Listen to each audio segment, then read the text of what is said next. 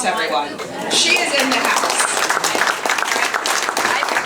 Hi, how are you? Let me help you out here. Wonderful.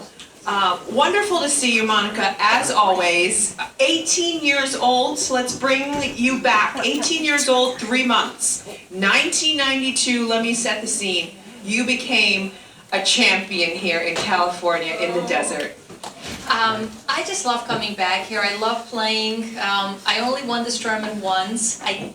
The conditions for my game of style weren't so well suited for me, but the atmosphere, the fans, and just the whole 10 days, 2 weeks, getting to spend here in Indian Wells in the desert, it's just such a treat. So I love coming back here for the tournament. I've been doing this, I think, Michelle, for a couple of years, and each year it truly is a highlight. And this year, today's matches, I mean, as a former player, I didn't know which court I wanted to watch. It was like a tennis overload, and we still have another few good matches to go.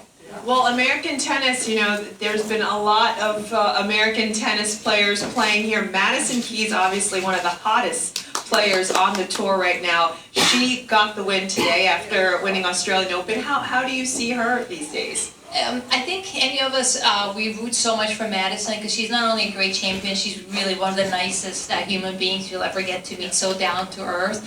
And she's just a great role model for young players out there on so many levels. And I think at this stage in her career and her life, to kind of put the pieces together, it's wonderful. And it's great for youngsters to see that your career is not always going to just have this trajectory. It might have a little bit up, a little bit down, up and down. And the tennis that she played, and also really today, I mean, it looked a little bit iffy there, at least the first set, but then how she put her game back together, and it showed just how much, and she speaks about it, she has worked on her mental game, and it has really come through for her. How about the men's side? What do you like? I mean, Ben Shelton is looking pretty good, and I think he's due for like a massive win soon. He's amazing. I mean, it's just so much fun to watch because his dad is kind of my generation when he played on tour, and then now to, you know, have a little bit of that connection. And boy, how many of us in this room would like to have, I mean, even 50% of his serve power in the placement that he has. I mean, oh my gosh.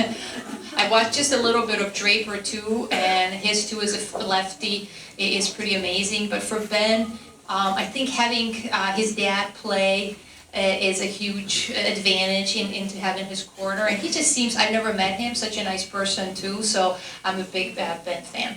When you watch all these players play, do you ever feel, you know, I should get back on the court again?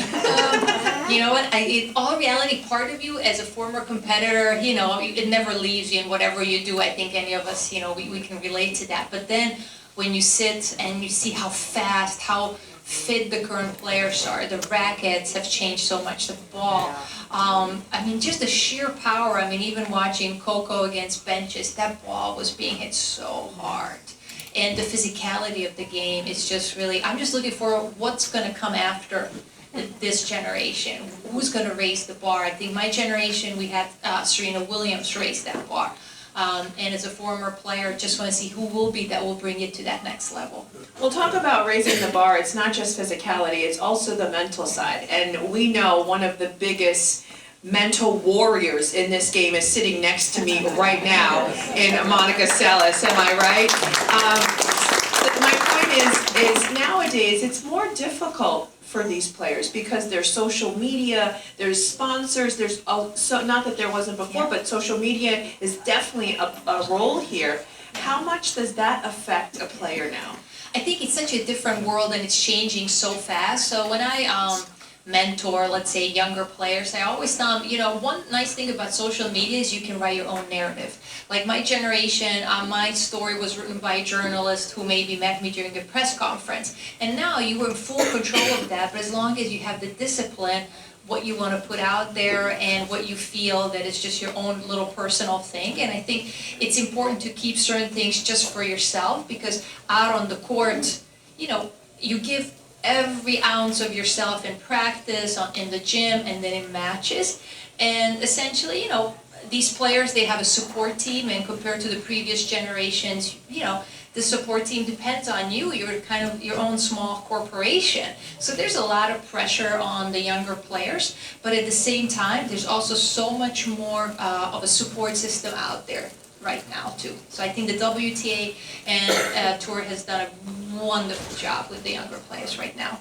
Recently, Emma Raducanu had a bit of a scare, something that obviously you could relate to. Oh, were you surprised that even years later that this could still happen? Yeah, that was so sad, and really just to watch her on, obviously on TV, her reaction, everything, and absolutely, I mean, you hope that when you go out there in any job, that you feel safe, and really, you know, she's still such a young lady, and in her life, her trajectory has gone from here to here on so many levels, and I can't imagine just dealing with that US Open, a title, all that has come with that, and then this happening. So most importantly, we all just want, you know, safety, and you just want the player to be happy, healthy, and let them do, you know, their job, which in this case is obviously tennis, but you gotta think underneath all of that is still a human being and a young lady.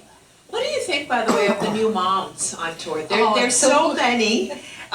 We had Belinda Bencic here the other day. She keeps rolling. She comes back from having a baby and she wins Abu Dhabi, one hand trophy, one hand her baby at the trophy ceremony. So great to see. It's absolutely wonderful to see, and I think it just shows for the younger generation that, you know, there's so many more versions, storylines you can do, and really I think of my generation, the first top-ranked player that was able to do that was Lindsay Davenport, and the newer generation, and Serena Williams, obviously, I mean, to win a Grand Slam, and things like that, but for the younger generation, absolutely, to see that balance, and I think for women players, it's a much healthier time on tour right now than it has ever been.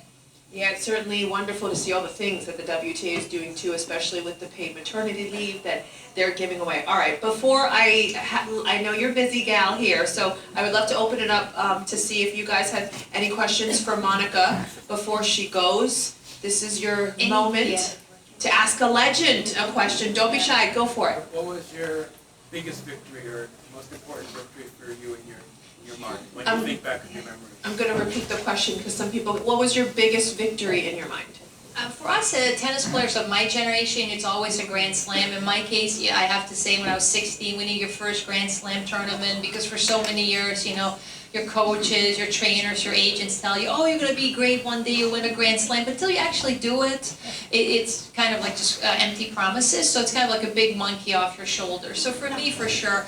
But at 16, do you understand what comes with that? Like Michelle was mentioning before, are the players really prepared? And we're seeing this with Mira Andreeva, kind of, she hasn't won a Grand Slam yet, but she's kind of being the next great one. And just hope that it doesn't stifle their growth and they get to breathe and just keep improving. By the way, Monica won 8 Grand Slams as a teenager. That's all you need to know. You take pride in being one of the pioneers of grunting in tennis, and if so, Michelle, how do is... you need to repeat that question?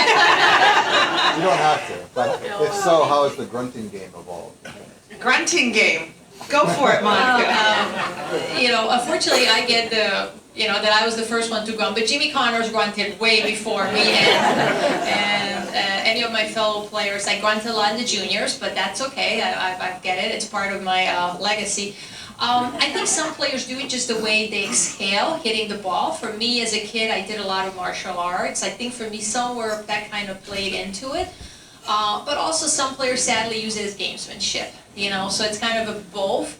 But I always say, if you're a professional player out there, you gotta block that out. It's kind of like in the older days when players would take certain bathroom breaks or injury breaks. That's all kind of just to break up your momentum.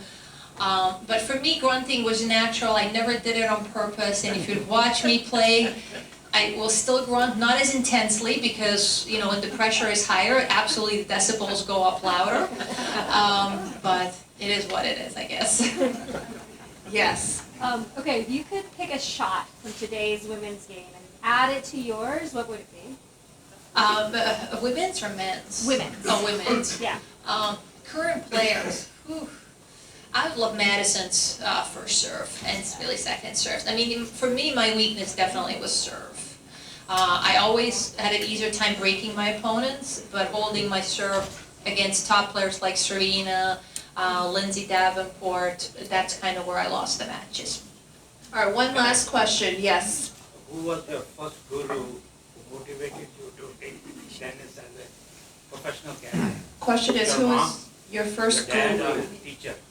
I would have to say probably my dad. My dad played in a local club in my former country, like on weekends and things like that. And you know, way back then, girls really weren't playing many sports, let alone tennis.